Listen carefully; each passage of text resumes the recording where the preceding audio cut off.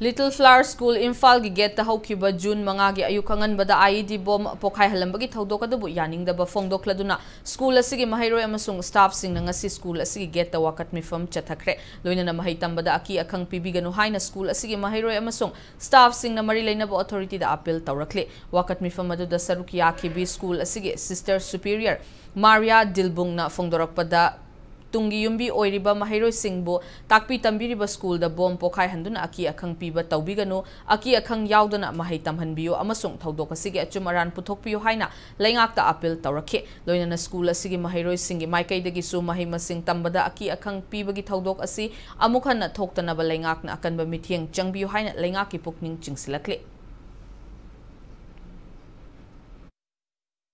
We want to ensure security, healthy education to our children. And so we request every one of you who wish the good of your children to join us to work for peace, to work for justice, and to work together to make our Manipur a beautiful home where every child can find a place that is peaceful for learning. We the students are the future of the nation, and I, on behalf of all the students of Little Flower School in Fall, would like to say that we don't deserve such kind of atrocity. I would like to request to the higher authority to take a nod or to see the certain condition at the earliest.